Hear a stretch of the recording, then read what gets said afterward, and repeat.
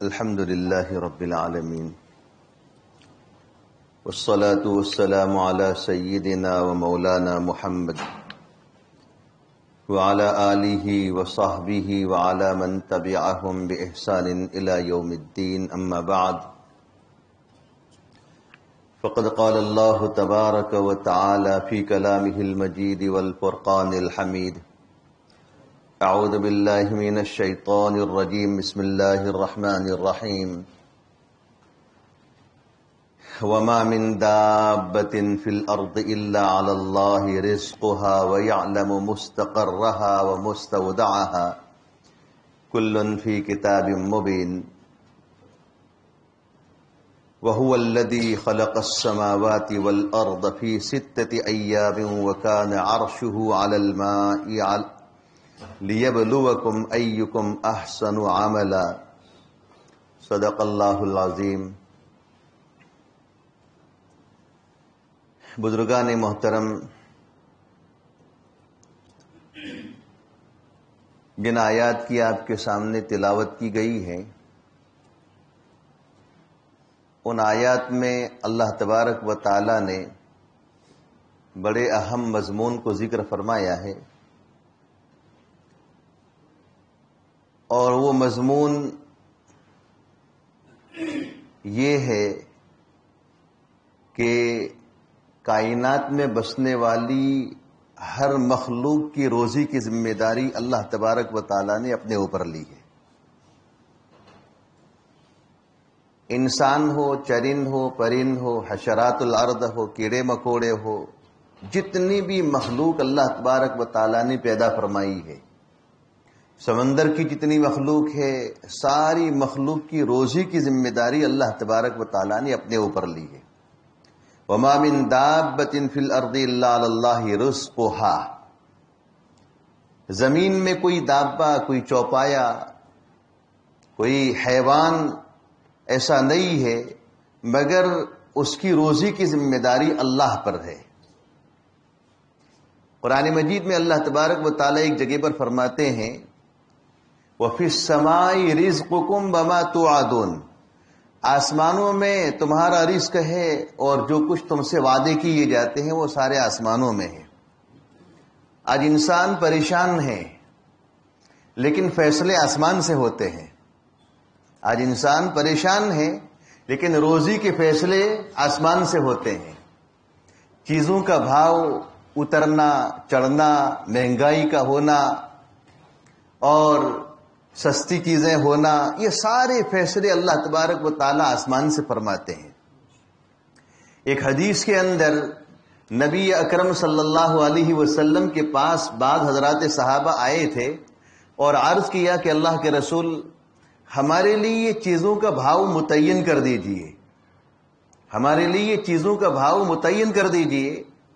یہ تاجر قسم کے لوگ ہیں، تاجر اور بیپاری قسم کے لوگ ہمارے پاس سے اپنی منمانی اور جی چاہی کے مطابق ہم سے پیسہ لوٹتے ہیں، آپ بھاؤ طے کر لیجئے. تو اللہ کے رسول صلی اللہ علیہ وسلم نے جواب ارشاد فرمایا کہ اللہ هو المسعر، کہ اللہ تبارک و تعالی بھاؤ طے کرنے والے ہیں. بھاؤ آسمان سے طے ہوتے ہیں، چیزوں کا بھاؤ جو ہوتا ہے وہ آسمان سے طے ہوتا ہے. وما من دابۃ فی الارض الا علی اللہ رزقها.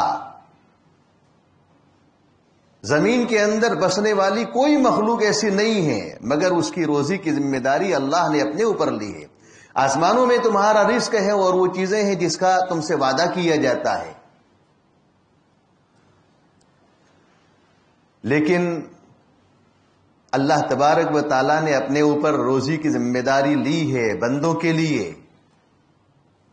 ایک حدیث کے اندر اللہ کے رسول صلی اللہ علیہ وسلم ارشاد فرماتے ہیں کہ ان پرندوں کو دیکھو، چوپایوں کو دیکھو، جنگل کے درندوں کو دیکھو، ان کی کہاں فیکٹریاں چلتی ہیں، کہاں ان کی کمپنیاں چلتی ہیں، کہاں ان کی تجارت اور دکانیں چلتی ہیں. لیکن اللہ کے رسول فرماتے ہیں کہ تغدو خماسا وتروح بطانا، کہ صبح میں خالی پیٹ نکلتے ہیں اور شام کو پیٹ بھر کر واپس آتے. کوئی پرندہ خالی پیٹ نہیں آتا ہے، خالی پیٹ نہیں آتا ہے. ساتویں زمین کے نیچے بند پتھر کے اندر ایک کیڑا اپنے منہ میں ہرا پتا لے کر کھا رہا تھا. حضرت موسیٰ علیہ الصلوۃ والسلام کو تعجب ہوا. اللہ تبارک و تعالیٰ سے پوچھا کہ اس کو روزی پہنچانے والا کون ہے؟ کہا کہ اس کو روزی پہنچانے والی میری ذات ہے. ساتویں زمین کے نیچے بند پتھر کے اندر ایک بالکل زندہ کیڑا اپنے منہ میں ہرا پتا لے کر اپنی غذا بنائے ہوئے ہیں. اللہ تبارک و تعالی ہر مخلوق کو اپنی روزی پہنچاتے ہیں. کوئی مخلوق جو اس نے پیدا فرمائی ہے بھوکی نہیں رہتی ہے. سمندر کے اندر بعض مچھلیاں ایسی پیدا فرمائی ہے کہ ان مچھلیوں کے متعلق حضرات علماء نے لکھا ہے کہ کئی من اور کئی ٹن ان کی غذائیں ہیں، لیکن روزانہ اللہ تبارک و تعالیٰ ان کی غذائیں پوری کر دیتے ہیں. روزانہ غذائیں پوری کر دیتے ہیں. جنگل کے اندر بسنے والے جو درندے ہوتے ہیں ان کی غذائیں گوشت ہے. انسان روزانہ گوشت نہیں کھاتا ہے لیکن ان کو روزانہ گوشت نصیب ہو جاتا ہے. یہ سب اللہ تبارک و تعالیٰ کی طرف سے ایک نظام بنا ہوا ہے. وما من دابۃ فی الارض الا علی اللہ رزقها وَيَعْلَمُ مُسْتَقَرَّهَا. مستقر جانتا ہے، مستودع جانتا ہے. کُلٌّ فی کتاب مبین. ساری چیزیں کتاب مبین میں لکھی ہوئی ہے، لوح محفوظ میں لکھی ہوئی ہے. لیکن ایک جگہ پر اللہ تبارک و تعالی ارشاد فرماتے ہیں کہ وَمَن يَتَّقِ اللَّهَ يَجْعَل لَّهُ مَخْرَجًا وَيَرْزُقْهُ مِنْ حَيْثُ لَا يَحْتَسِبُ. وَمَن يَتَّقِ اللَّهَ يَجْعَل لَّهُ مَخْرَجًا وَيَرْزُقْهُ مِنْ حَيْثُ لَا يَحْتَسِبُ. اللہ تبارک و تعالی اپنا تقوی اختیار کرنے والے کو ایسی جگہ سے روزی دیتے ہیں جہاں سے اس کا وہم و گمان نہیں ہوتا ہے، جہاں سے اس کا وہم و گمان نہیں ہوتا ہے. وَمَن يَتَّقِ اللَّهَ يَجْعَل لَّهُ مَخْرَجًا وَيَرْزُقْهُ مِنْ حَيْثُ لَا يَحْتَسِبُ. اس کے لیے نکلنے کے راستے دیتے ہیں، مصیبتوں سے چھٹکارا عطا فرماتے ہیں، پریشانیوں سے اس کو نجات عطا فرماتے ہیں، بیماریوں سے اس کو نجات عطا فرماتے ہیں. تقوی اختیار کرنے والے، تقوی اختیار کرنے والوں کے متعلق قرآن مجید کے اندر بے شمار نتائج ذکر فرمائے ہیں. اللہ کا ڈر، اللہ کا تقوی اختیار کرو گے تو تم کو یہ ملے گا، یہ ملے گا، یہ ملے گا. اس میں سے ایک یہ ہے کہ وَمَن يَتَّقِ اللَّهَ يَجْعَل لَّهُ مَخْرَجًا، کہ جو شخص اللہ کا تقوی اختیار کرتا ہے تو اللہ تبارک و تعالیٰ اس کے لیے مخرج عطا فرماتے ہیں. یعنی پریشانیوں سے چھٹکارا، نجات، مصیبتوں سے اس کو نجات ملتی ہے. وَيَرْزُقْهُ مِنْ حَيْثُ لَا يَحْتَسِبُ، اور ایسی جگہ سے اللہ تبارک و تعالیٰ اس کو رزق عطا فرماتے ہیں جہاں سے اس کا وہم و گمان بھی نہیں ہوتا ہے. تو انسان تھوڑا سا اپنا عقیدہ یہ بنا دے کہ جو ذات پرندوں کو کھلاتی ہے، جو ذات چرندوں کو کھلاتی ہے، درندوں کو کھلاتی ہے، سمندر کی مچھلیوں کو اور سمندر کی جانوروں کو کھلاتی ہے، تو میں تو اشرف المخلوقات ہوں، کیا وہ ذات مجھے اپنا سمجھے بندہ سمجھ کر وہ ذات وہ مجھے بھوکا رکھے گی؟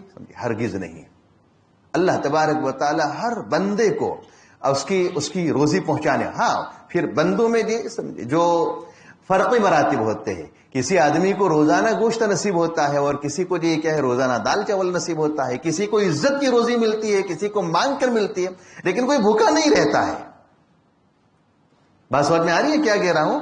کہ اللہ تبارک و تعالیٰ اپنے بندوں کو بھوکا نہیں چھوڑتے ہیں. کسی کو اپنے محل کے اندر بٹھا کر عزت کی روزی دیتے ہیں، کسی کو دال چاول دیتے ہیں، کسی کو مانگ کر گھوم پھر کر اس کو روزی دی جاتی ہے، کسی کو تجارت کے راستے سے، کسی کو کاروبار کے راستے سے، لیکن ہر آدمی کی روزی پوری ہو جاتی ہے. ہر آدمی کی روزی پوری ہو جاتی ہے. وَمَن يَتَّقِ اللَّهَ يَجْعَل لَّهُ مَخْرَجًا وَيَرْزُقْهُ مِنْ حَيْثُ لَا يَحْتَسِبُ. بندہ یہ سمجھے کہ یہ میری محنت کے بل بوتے پر ہے، اور جو کچھ میں کھا رہا ہوں، پی رہا ہوں، اپنے گھر والوں کو کھلا رہا ہوں، یہ مجھے اپنے محنت کے بل بوتے پر ملتا ہے. نہیں، ایسا نہیں ہے. نہیں، یہ اللہ کی طرف سے فیضان ہوتا ہے. اللہ کی طرف سے کیا ہوتا ہے؟ فیضان ہوتا ہے. میں نے آپ کو پہلے بھی بتایا تھا کہ کبھی ایک آدمی اپنی دکان کا شٹر کھول کر صبح سے لے کر شام تک بیٹھتا ہے، لیکن اس کے وہاں کوئی گاہک نہیں آتا ہے. اللہ تبارک و تعالیٰ گاہک کے دل کے اندر بات نہیں ڈالتے, وہاں کوئی نہیں پہنچتا ہے. اور پڑوس والا صبح سے لے کر شام تک اپنا شٹر کھول کر بیٹھتا ہے, دروازہ کھول کر بیٹھتا ہے. وہاں اتنے گاہک ہوتے ہیں کہ کام کرنے والے ملازمین کم پڑ جاتے ہیں. تو ایک کو اللہ تبارک و تعالیٰ نے روزی سمجھے نہیں دی, اور دوسرے کے لیے روزی کا دروازہ ایسا کھول دیا کہ اس کے لیے کام کرنے والے کم پڑ گئے.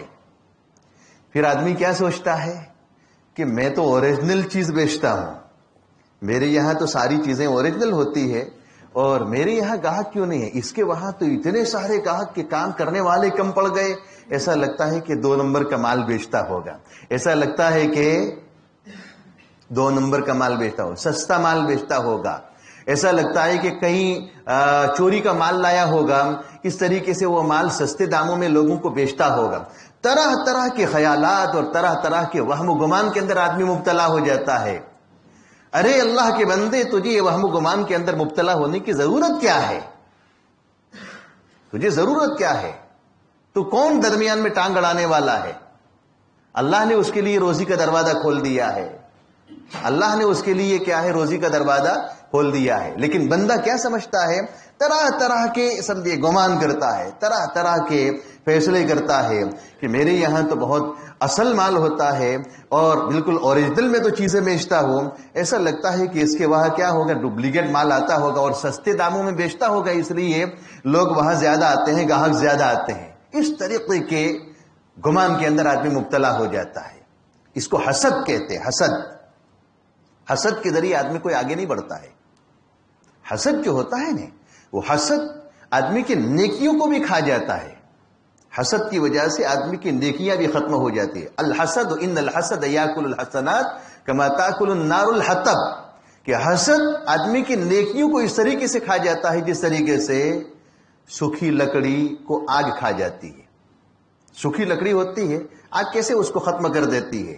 گیلی لکڑی کے اندر آگ لگنے میں دیر لگتی ہے, لیکن سوکھی لکڑی کے اندر آگ فوراً لگ جاتی ہے. اللہ کے رسول نے مثال دی ہے کہ حسد نیکیوں کو اس طریقے سے کھا جاتا ہے جس طریقے سے آگ سوکھی لکڑی کو کھا جاتا ہے. اس لیے ہمیں اللہ کی ذات کے اوپر, رزق کے معاملے میں اللہ کی ذات کے اوپر بھروسہ رکھیں, محنت کریں, خوب مزدوری کریں, ملازمت کریں, لیکن حسد سے اپنے آپ کو بچائیں. حسد کرنے والا جو ہوتا ہے نا, وہ اللہ کی تقدیر پر اعتراض کرتا ہے.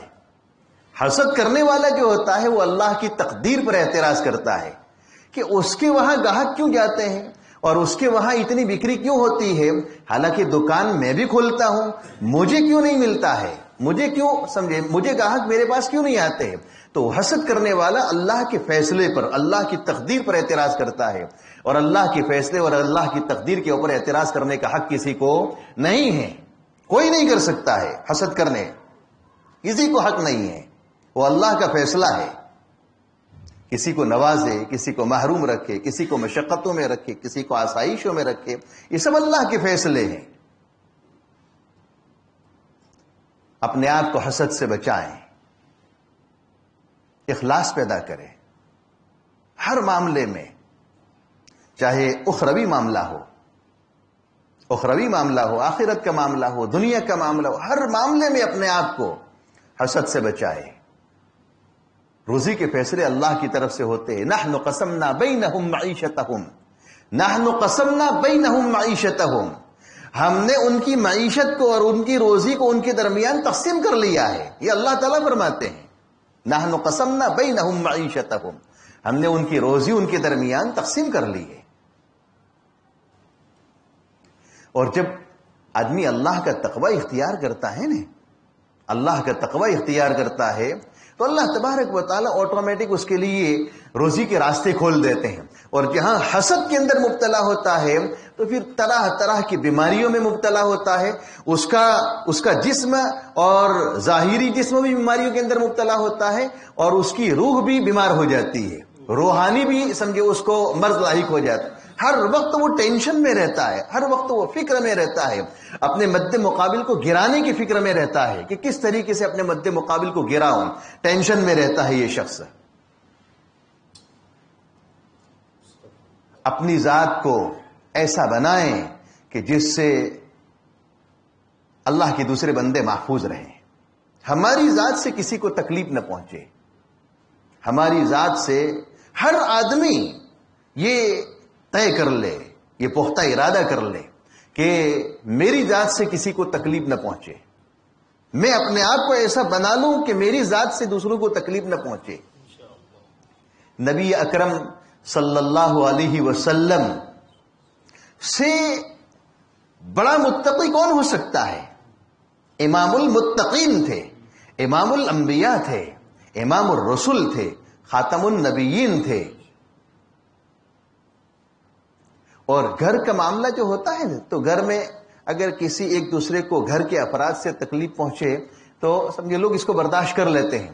لیکن حضرت عائشہ صدیقہ رضی اللہ تعالیٰ عنہ فرماتی ہے کہ نبی اکرم صلی اللہ علیہ وسلم رات کو تہجد کے لیے جب اٹھتے تھے تو آپ کا معمول کیا تھا؟ بخاری شریف کی روایت ہے کہ قام رویدن و فتح الباب رویدن، کہ نبی اکرم صلی اللہ علیہ وسلم رات کو کھڑے ہوتے تھے بہت آہستہ سے کہ سونے والوں کی سمجھے نیند خراب نہ ہو، اور دروازہ آہستہ سے کھولتے تھے کہ سونے والوں کی نیند خراب نہ ہو. آج ہمارا حال ہمارے اپنے گھر والوں کے ساتھ کیسا ہوتا ہے؟ گھر میں بیوی سوئی ہوئی ہو، اس کے سمجھے سونے کا کوئی خیال نہیں ہوتا ہے، بچے سوئے ہوئے ہو، سونے کا کوئی خیال نہیں ہوتا، دھڑام سے دروازہ کھولتے ہیں، دھڑام سے دروازہ بند کرتے ہیں. یہ ایذا ہے، یہ تکلیف پہنچانا ہے. یہ نہ سمجھیں کہ یہ ہمارے گھر کے افراد ہیں تو گھر کے افراد میں تو چل جائے گا. نہیں، ایسا نہیں ہے. نبی اکرم صلی اللہ علیہ وسلم سے بڑھ کر بھی یہ گھر کا فرد کون ہو سکتا تھا؟ اور نبی اکرم صلی اللہ علیہ وسلم کے ازواج مطہرات آپ علیہ الصلوۃ والسلام کا جتنا خیال رکھتی تھی اتنا خیال کون رکھنے والا ہے؟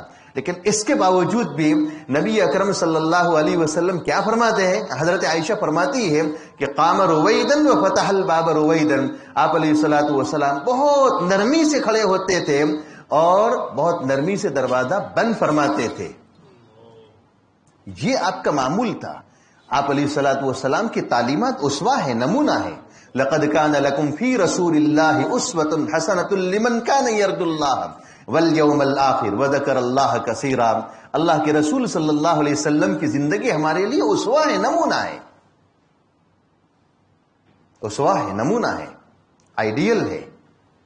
اس کی روشنی میں ہم اپنے آپ کو ڈھالیں، آپ کی بتلائی ہوئی تعلیمات پر عمل کریں.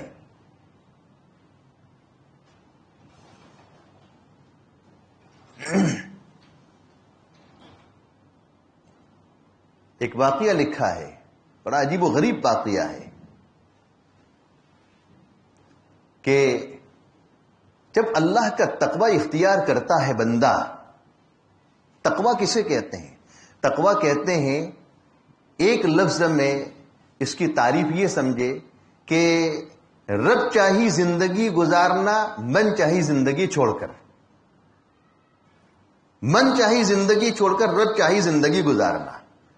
اللہ تعالیٰ جیسا چاہتے ہیں ویسی زندگی گزارنا، نفس اور شیطان کے نقش قدم پر نہ چلنا، یہ ہے تقوی.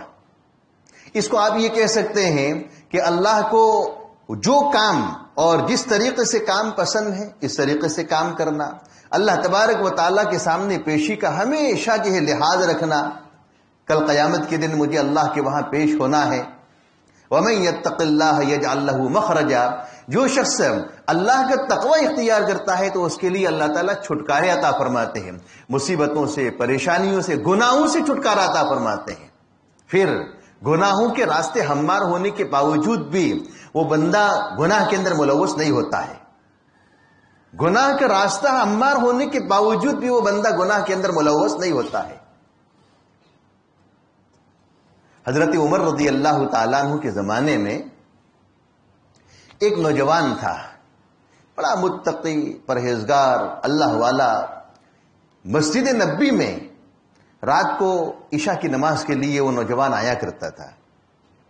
سب سے پہلے آتا تھا اور سارے لوگ عشاء کی نماز پڑھ کر جب اپنے گھر پہنچتے تھے اخیر میں وہ گھر پہنچتا تھا. روزانہ کا اس کا معمول تھا، سب سے پہلے آنا اور سب سے اخیر میں نکلنا. راستے میں ایک گھر پڑتا تھا، راستے میں ایک گھر، اس گھر کے اندر بڑی خوبصورت ایک لڑکی تھی. اور یہ نوجوان بھی بڑا خوبصورت تھا، بڑا خوبصورت تھا، اور وہ لڑکی بھی بڑی خوبصورت تھی۔ اس لڑکی نے ارادہ یہ کیا کہ اس نوجوان کو کسی طریقے سے گناہ کے اندر پھنسا کر مجھے اپنی ضرورت پوری کرنی ہے۔ چنانچہ ایک رات کا واقعہ ہے کہ رات کو عشاء کی نماز پڑھ کر سارے لوگ نکل گئے، سناٹا ہو گیا، اور یہ نوجوان اپنی نماز سے فارغ ہو کر اپنے گھر جانے کے لیے نکلا، اسی راستے سے جس راستے پر گھر پڑتا تھا لڑکی کا۔ جب وہاں سے گزرا تو اس لڑکی نے دروازہ کھولا، اور کھول کر سمجھو اس کو روکا، اور گناہ کی دعوت کے لیے اس کو سمجھے بلایا۔ اس نے منع کیا کہ نہیں، میں اللہ سے ڈرتا ہوں، اللہ سے ڈرتا ہوں، میں گناہ کا کام نہیں کر سکتا ہوں۔ لیکن لڑکی نے اس کا ہاتھ پکڑا اور کھینچ کر اپنے گھر کے اندر لے گئی، اور اس لڑکی نے یہ کہا کہ کتنی میں خوبصورت ہوں، اور کتنا تو خوبصورت ہے، مجھ سے تو ضرورت پوری کرنے کے لیے لوگ مدینہ کے اندر لوگ جو کیا کرتے ہیں، دعوت پیش کرتے ہیں، مجھے دعوت دیتے ہیں، لیکن میں نہیں جاتی ہوں۔ آج میں خود تجھے بلا رہی ہوں، آج تجھے میری ضرورت پوری کرنی ہوگی، اور میں اپنی ضرورت تجھ سے پوری کروا کر رہوں گی۔ لڑکی نے یہ بات کہی، اس کے بعد اس لڑکے نے قرآن مجید کی ایک آیت کریمہ پڑھی، قرآن مجید کی آیت کریمہ پڑھی۔ 30ویں پارے میں آیت کریمہ موجود ہے، جس کا کیا ہے وہ آیت سورہ نازعات میں؟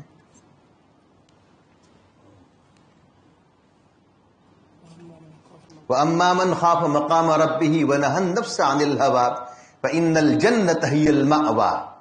یہ آیت کریمہ پڑھی، وَأَمَّا مَنْ خَافَ مَقَامَ رَبِّهِ وَنَهَى النَّفْسَ عَنِ الْهَوَىٰ فَإِنَّ الْجَنَّةَ هِيَ الْمَأْوَىٰ، کہ جو شخص اپنے رب کے سامنے کھڑے ہونے سے ڈرا، وَأَمَّا مَنْ خَافَ مَقَامَ رَبِّهِ وَنَهَى النَّفْسَ عَنِ الْهَوَىٰ، اور نفس کو خواہشات سے اس نے بچا لیا، فَإِنَّ الْجَنَّةَ هِيَ الْمَأْوَىٰ، تو جنت اس کے لیے ٹھکانہ ہے۔ یہ آیت کریمہ پڑھی، اس کے بعد پھر اس لڑکی نے کہا کہ کیا تم نے پڑھا، دوبارہ مجھے سناؤ۔ دوبارہ اس نے اسی آیت کو دوبارہ پڑھا، وَأَمَّا مَنْ خَافَ مَقَامَ رَبِّهِ وَنَهَى النَّفْسَ عَنِ الْهَوَىٰ فَإِنَّ الْجَنَّةَ هِيَ الْمَأْوَىٰ، آیت کریمہ پڑھی، فوراً وہ لڑکا بے ہوش ہو گیا، بے ہوش ہو گیا۔ لڑکی ایک دم ڈر گئی، اس نے سوچا کہ کہیں ایسا نہ ہو کہ لوگ تلاش کرتے کرتے کرتے یہاں آوے، میرے گھر میں آوے، اور یہ لڑکا بے ہوش ہو گیا ہے تو بے عزتی میری ہوگی، بے عزتی میری ہوگی، کہیں سمجھے لوگ مجھے یہ نہ کہیں کہ یہ لڑکی ہی اپنے گھر میں لے گئی ہوگی، بے عزتی میری ہوگی۔ چنانچہ کسی طریقے اس نے لڑکے کا ہاتھ پکڑا، کسی طریقے سے اس نے لڑکے کا ہاتھ پکڑا اور کھینچ کر اس نے دروازے سے باہر ڈال دیا، لڑکے کو پکڑ کر باہر ڈال دیا۔ پھر ہوا یہ کہ جس وقت پر وہ لڑکا اپنے گھر پہنچتا تھا، اس وقت پر وہ لڑکا گھر نہ پہنچا، تو گھر والے تلاش کرتے کرتے کرتے مسجد نبوی میں آئے، تلاش کرتے کرتے وہاں پہنچے۔ وہاں سمجھے کچھ لوگ تھے، انہوں نے پوچھا، ان سے پوچھا کہ بھئی یہاں ایک نوجوان رہتا ہے اور رات کو نماز پڑھ کر اخیر میں نکلتا ہے، تو وہ نوجوان کہاں گیا؟ تو لوگوں نے یہ بتایا کہ وہ تو نوجوان نماز پڑھ کر کب سے نکل گیا ہے، کب سے نکل گیا ہے، اب تو وہ یہاں نہیں ہے۔ چنانچہ گھر والے تلاش کرتے کرتے کرتے پھر جو جا رہے تھے، راستے میں وہ نوجوان بالکل بے ہوشی کے عالم میں پڑا ہوا تھا، بے ہوشی کے عالم میں پڑا ہوا تھا۔ تو گھر والوں نے اس کو دیکھا کہ بے ہوش ہے، اس کو پکڑا، اس کو پھر سمجھو اٹھایا، اٹھا کر اپنے گھر لے گئے، اٹھا کر اپنے گھر لے گئے۔ تو گھر پر اس کے والد صاحب نے اس سے پوچھا کہ بیٹا کیا ہوا تھا، ذرا تو بتا مجھے، بیٹا کیا ہوا تھا، کیا کسی نے تجھے مار دیا تھا، یا تجھے کوئی ٹھوکر لگ گئی تھی، پتھر لگ گیا تھا، کیا ہوا تھا، کسی نے دھکا دے دیا تھا، کیا ہوا تھا، کس طریقے سے تو گر گیا اور بے ہوش ہو گیا؟ تو اس نے پھر اپنا پورا واقعہ سنایا جو لڑکی کے ساتھ پیش آیا تھا، اور لڑکے نے یہ کہا کہ میں نے آیت کریمہ وَأَمَّا مَنْ خَافَ مَقَامَ رَبِّهِ وَنَهَى النَّفْسَ عَنِ الْهَوَىٰ فَإِنَّ الْجَنَّةَ هِيَ الْمَأْوَىٰ، میں نے یہ آیت کریمہ پڑھی اور اس آیت کریمہ پڑھ کر میں بے ہوش ہو گیا، اس کے بعد مجھے پتا نہیں تھا۔ تو اس کے بعد اس کے والد صاحب کہتے ہیں کہ جس وقت اس نے یہ آیت کریمہ میرے سامنے دہرائی تو بے ہوش ہو گیا، اور اسی بے ہوشی کے عالم میں اس کا انتقال ہو گیا۔ اسی بے ہوشی کے عالم میں اس لڑکے کا انتقال ہو گیا۔ اس کے والد صاحب یہ کہتے ہیں کہ میں نے پھر اس کی تجہیز و تکفین، یعنی جو اس کے دفن وغیرہ، اس کے کفن اور دفن وغیرہ کا انتظام کیا، اس کو دفن کر دیا، نماز جنازہ وغیرہ پڑھ کر اس کو دفن کیا۔ دفن کرنے کے بعد حضرت عمر رضی اللہ تعالیٰ عنہ کو پتا چلا کہ اس نوجوان کا انتقال ہو گیا ہے، تو حضرت عمر رضی اللہ تعالیٰ عنہ اس نوجوان کے والد صاحب کے پاس آئے، آ کر عرض کیا کہ ہم نے سنا ہے کہ آپ کا بیٹا نوجوان بیٹا تھا، بے ہوش ہو گیا اور بے ہوشی کی وجہ سے اس کا انتقال ہو گیا، کیا یہ صحیح بات ہے؟ کہا کہ ہاں صحیح بات ہے، صحیح بات ہے، اور اس کے ساتھ وہ واقعہ پیش آیا تھا، پورا بتایا۔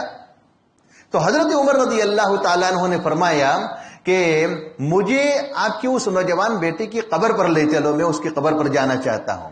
تو حضرت عمر رضی اللہ تعالیٰ عنہ گھر والوں کے ساتھ، اس کے گھر والوں کے ساتھ حضرات صحابہ کو لے کر نوجوان کی قبر پر گئے، نوجوان کی قبر پر گئے، اور حضرت عمر رضی اللہ تعالیٰ عنہ نے اس کی قبر پر کھڑے رہ کر قرآن مجید کی آیت کریمہ سورہ رحمان میں ہے، اس آیت کریمہ کو پڑھا، وَلِمَنْ خَافَ مَقَامَ رَبِّهِ جَنَّتَانِ، وَلِمَنْ خَافَ مَقَامَ رَبِّهِ جَنَّتَانِ، کہ جو شخص اپنے رب کے سامنے کھڑے ہونے سے ڈرا تو اس کے لیے دو جنتیں ہیں، دو جنتیں، ایک جنت سونے کی اور دوسری جنت چاندی کی۔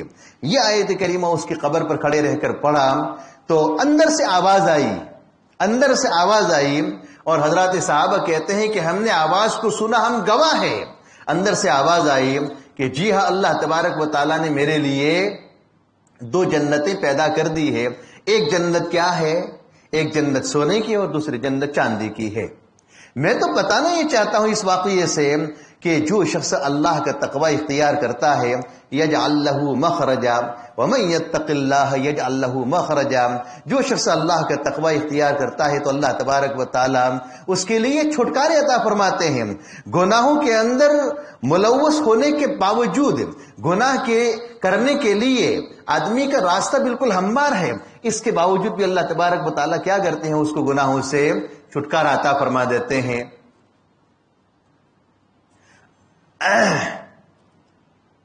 پھر بڑا عجیب و غریب ایک واقعہ ہے کہ روزی کے لیے آدمی مارا پھرتا ہے، اللہ تبارک و تعالی روزی کے دروازے تقوی اختیار کرنے والوں کے لیے ایسے کھول دیتے ہیں کہ اس کا وہم و گمان بھی نہیں ہوتا ہے۔ یہ ساری چیزیں روزی کے فیصلے بھی تقوی پر مبنی ہیں، روزی کے فیصلے بھی کیا ہے؟ تقوی پر مبنی ہے۔ آدمی جتنا تقوی اختیار کرے گا اللہ کی طرف سے روزی کے فیصلے بھی ہوتے ہیں، اور اللہ کا تقوی نہیں ہے، نمازوں کا اہتمام نہیں ہے، روزوں کا اہتمام نہیں ہے، زکوٰۃ کا اہتمام نہیں ہے، اور اسی طریقے سے حج فرض ہونے کے بعد حج کا اہتمام نہیں ہے، اور سمجھے گناہوں کے اندر ملوث زندگی گزر رہی ہے، اور پھر وہ اللہ تبارک و تعالیٰ سے روزی کی فراوانی کی امیدیں رکھے، سمجھے یہ کیا ہے؟ سمجھے خام خیالی ہے۔ وَمَن يَتَّقِ اللَّهَ يَجْعَل لَّهُ مَخْرَجًا وَيَرْزُقْهُ مِنْ حَيْثُ لَا يَحْتَسِبُ، تقوی اختیار کرنے والے کو اللہ تبارک و تعالیٰ ایسی جگہ سے رزق عطا فرماتے ہیں کہ اس کا وہم و گمان بھی نہیں ہوتا ہے۔ ایک بڑا عجیب و غریب واقعہ ہے، ہمارے یہ بوڑھے حضرات ہیں وہ جانتے ہوں گے کہ جب ہوائی جہاز کا دور نہیں تھا اس وقت لوگ حج کے لیے پانی کے جہاز سے، سمندری جہاز سے سفر کیا کرتے تھے، پانی کے جہاز سے لوگ سفر کرتے تھے۔ تو ایک نوجوان حج کے لیے گیا ہوا تھا، وہاں طواف کے دوران اس نوجوان کو ایک ہار ملا، اس نوجوان کو ایک ہار ملا۔ تو تھوڑی دیر کے بعد مطاف میں اعلان ہوا کہ بھئی ایک آدمی کا ہار گم ہو گیا ہے، جس کسی آدمی کو ملے تو فلاں مقام پر آ کر پہنچا دے اور اس کو اتنا انعام ملے گا، اس کو اتنا انعام ملے گا۔ چنانچہ اس نوجوان کو جب وہ ہار ملا تو وہ ہار لے کر اسی مقام پر، اسی جگہ پر پہنچا جو جگہ بتائی گئی تھی وہاں پر ایک بڑے میاں تھے، نماز پڑھ رہے تھے، ان کے قدموں میں جا کر وہ ہار اس نے سمجھے ڈال دیا اور چپکے سے وہاں سے ہٹ گیا۔ بڑے میاں نماز سے جب فارغ ہوئے تو انہوں نے پھر اعلان کیا کہ بھئی جس کسی آدمی نے یہ ہار یہاں رکھا ہے وہ آدمی یہاں آئے، میرے پاس اپنا نام بتائے اور وہ اپنا انعام لے جائے، اس کو انعام ملے گا۔ چنانچہ اس نوجوان نے دل میں یہ سوچا کہ لاؤ یہ انعام ملنے والا ہے اور مجھے اپنے وطن بھی پہنچنا ہے، یہ انعام ملنے والا ہے اور مجھے اپنے وطن بھی پہنچنا ہے، اور وطن پہنچنے کے لیے میرے پاس کوئی کشتی کا کرایہ نہیں ہے۔ 7 دن 8 دن کرایہ سمجھے لگتا تھا، اتنا لمبا چوڑا کرایہ لگتا تھا۔ تو اس نے یہ سوچا کہ میرے پاس وطن جانے کے لیے کرایہ تو نہیں ہے، چلو میں یہ ہار جس کا ہے اس کو پہنچا دوں، اور اس نے اعلان جو کیا ہے انعام کا، تو انعام میں لے کر پھر کشتی کا سفر کروں گا۔ چنانچہ اس نے یہ ارادہ کیا اور انعام لینے کے لیے جیسے جو جانے والا تھا تو غیب سے ایک آواز آئی۔ اس نے غیب سے یہ کہا کہ غیب سے کوئی کہنے والا یہ کہہ رہا ہے کہ کیا اپنے اس کام کا نیکی کا تم اجر اور ثواب دنیا ہی میں لینا چاہتے ہو؟ اپنے اس نیکی کا ثواب تم دنیا ہی میں لینا چاہتے ہو؟ بس یہ آواز سنی، آواز سن کر یہ کیا ہوا، اس نے یہ سمجھے وہ انعام لینا چھوڑ دیا، لیکن اس کو گھر پہنچنا تھا، وطن پہنچنا تھا۔ چنانچہ وہ جدہ پہنچا اور جدہ پہنچ کر دیکھا کہ جہاز تیار ہے، کشتی تیار ہے۔ چنانچہ کشتی کے اندر سمجھے وہ کسی طریقے سے سوار ہوا۔ سوار ہونے کے بعد سمجھے بہت سے لوگ اندر سوار تھے، یہ بھی نوجوان کشتی کے اندر سوار ہوا۔ سمندر کے بیچوں بیچ ایک جگہ پر وہ کشتی پہنچی، کشتی ٹوٹ گئی پانی کی لہروں سے اور ہواؤں سے، سمجھے کشتی تھپیڑے کھانے لگی اور کشتی بالکل ٹوٹ گئی، اور بہت سے جو اندر پیسنجر تھے وہ ڈوب بھی گئے۔ یہ نوجوان کہتا ہے کہ میرے ہاتھ میں ٹوٹی ہوئی کشتی کا ایک تختہ، ایک لکڑی ہاتھ آ گئی، میں نے وہ لکڑی لے لی اور اس لکڑی کے سہارے سے تیرتا جو ہے میں کنارے پر پہنچا تو وہاں ایک دیہات تھا، ایک گاؤں تھا۔ اس گاؤں کے اندر ایک مسجد تھی، میں نے وہاں غسل کیا، کپڑے وغیرہ بدلے، اور میں نے مغرب کی نماز کا ٹائم تھا، مغرب کی نماز میں نے سمجھے پڑھنے کے لیے تیاری کی۔ چنانچہ گاؤں والوں نے کہا کہ دیکھا کہ بھئی یہ بہت متقی ہے اور پرہیزگار آدمی لگتا ہے، تو لاؤ مغرب کی نماز ہم اسی سے پڑھائیں۔ تو نماز پڑھانے کے لیے اسی کو آگے کیا، تو گاؤں والوں کو اس کی نماز اور اس کی قرات بہت پسند آئی۔ تو گاؤں والوں نے یہ کہا کہ ہمارے یہاں ایک امام صاحب تھے، بڑے بوڑھے تھے اور ان کا انتقال ہو گیا، اب ہم چاہتے ہیں کہ آپ کو ہم یہاں امامت کے لیے طے کر دے۔ تو اس نے یہ سوچا کہ بھئی چلو چند دنوں کے لیے ہے امامت کے لیے میں رہ جاتا ہوں، اور مجھے گھر جانا ہے تو جو تنخواہ ملے گی اس تنخواہ کے ذریعے میں اپنے گھر بھی پہنچ جاؤں گا، کچھ مجھے پیسے مل جائیں گے۔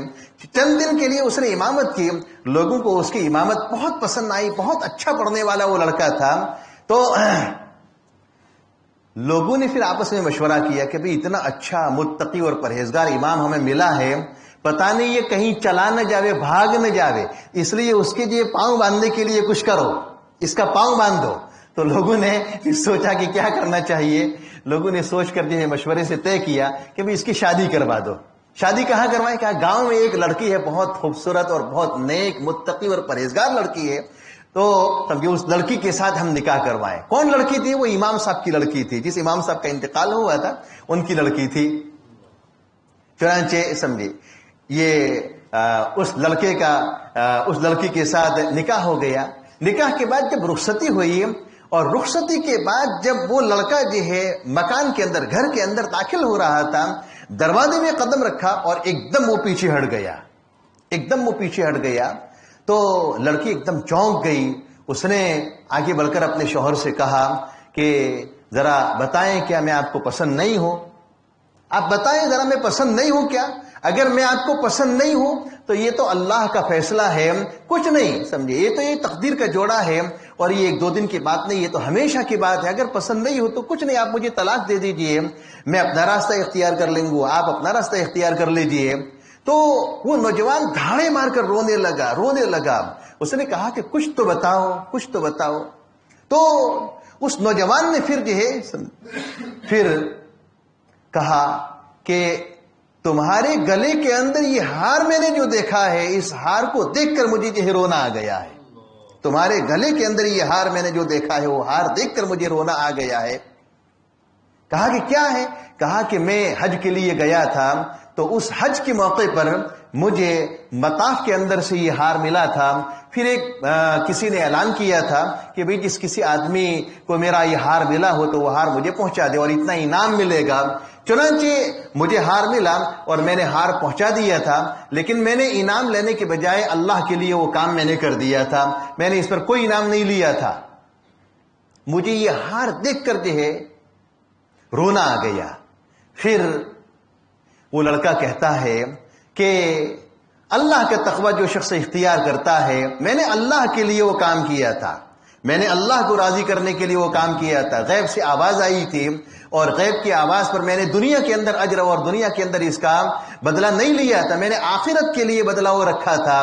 چنانچہ اللہ تبارک و تعالیٰ نے آج وہ ہار بھی مجھے دیا اور ہار والی بھی مجھے دے دی، ہار بھی دیا اور ہار والی بھی مجھے دے دی۔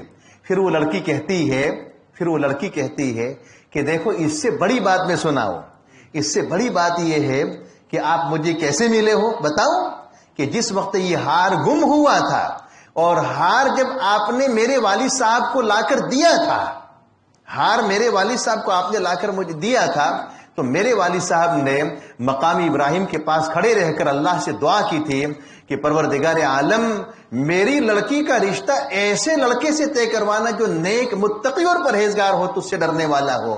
اس لیے آپ بھی کیا ہے میرے والد صاحب کے مانگے ہوئے ہیں۔